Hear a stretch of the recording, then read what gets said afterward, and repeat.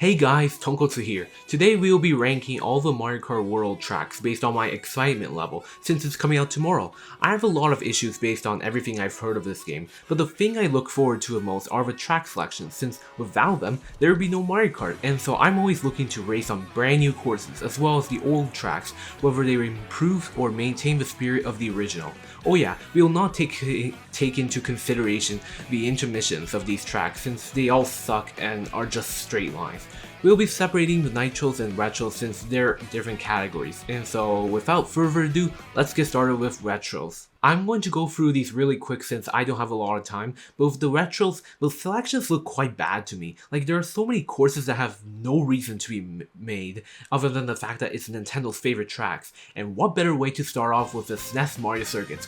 Oh my god, I can't believe Nintendo did this. We did not ask for another remake of these tracks. We had Mario Circuit free in the Booster Course Pass, and now you're remaking them again? Like, there were other choices like Choco Island or Vanilla Lake. The combination of all three of these tracks is such a lazy direction. Next is Wii Moo Moo Wet Meadows and N64 Choco Mountain. Nobody cares for Moo Moo Meadows other than the funny cow on the Mario Kart 8 thumbnail. And with Choco Mountain, we just had a remake in 8 Deluxe, and now this isn't even close to the original.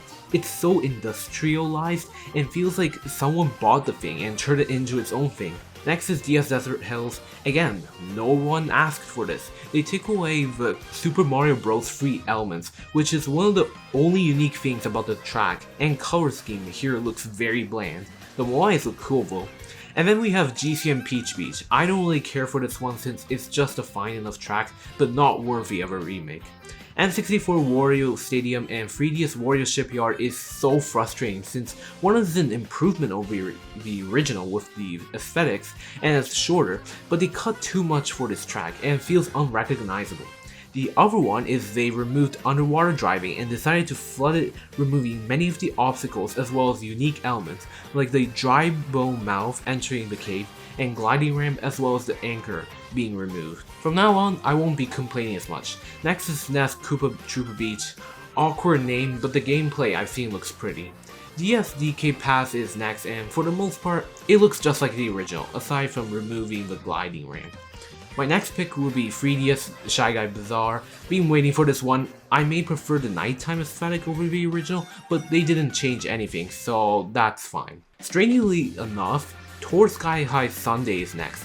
I couldn't believe this myself because I hate this track in 8 Deluxe because I think it's a complete mess, and I'm still upset about the fact that we aren't getting Piranha Plant Pipeline in this game.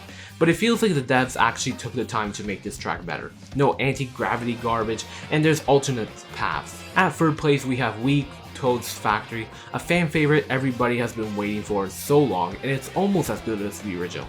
They didn't mess up with any of the layout, which is fine. I like the additional paths, though they didn't need to take the water section in the end out, and not sure why there's no booster ramp at the end. Otherwise, it's fine. Our runner-up, we have DS Airship Fortress. Not much needs to be said, still the same vibes as the original, with some new paths and obstacles in the tower. Looks perfect. But the most exciting one is GCN Dino Dino Jungle, because oh my goodness, turning into the Jurassic Park laboratory is the perfect evolution from the original, which has nice elements but holds back because it underutilizes the theme. I'm glad they waited until this game to be remade instead of the Booster Course Pass. Onto the Nitros, I won't cover Rainbow Road since they haven't revealed the course yet. At the bottom goes to Mario Bros Circuit. Not that the course is bad, I think it's a solid start to the game. I've seen the footage multiple times, there's nothing else to look forward to. After that is Whistle Stop Summit. I want to be excited for this one, but I feel that it looks like a mess to drive through, especially with Rainway driving. Faraway Oasis looks fine I guess. I do like the waterfall section, though we have seen that in Mount Wario and Yoshi Falls before. Next two will be Crown City and Peach Stadium. Why they create day and night versions of this track with the same name? I have no clue, and it makes me think that this game was rushed. I like the skyscraper in Crown City and the color scheme in Peach Stadium, but that's it. Great question block ruins. Despite the weird name, I think this track has something going for it. I do love how it takes place in the sky and uses the clouds as mushrooms. Layout is also simple though. Man, this hurts, but Starview Peak is next. Love the Mario Galaxy theme. Why is it too short and wide, man? Then we have Cheap Falls and Dandelion Depths. We don't have much gameplay for that, but I really love the fall theme since we don't get that often. Salty Speedway. This is a course that embraces driving on water for an original course, and hopefully it works well for this game based on the little footage we have. DK Spaceport and Bowser's Castle are next, and while I love the theme, they're both a bit too short. I love the Mario Bros layout for this track and how you dodge with barrels as well as wall driving. I wish it wasn't a one lap track. Bowser's Castle could be a bit longer in my opinion, but I love the elements they included. In third, we have Boo Cinema. Hey, I'm a cinema guy, and I actually wanted a theme like this. Our run-up is Acorn Heights. This to me feels like a proper sequel to Wild Woods. This course looks so gorgeous. But my most anticipated Nitro track is Dry Bones Burnout. Sure, the length is a bit short, but I love the blue colored track in the middle, and a part of the track looks narrow, which makes it seem more difficult.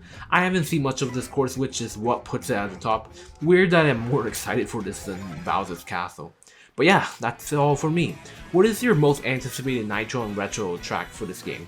I've got mixed feelings on this game, but I am always looking forward to playing new tracks, so let me know in the comments below. Thanks for watching and have a nice day.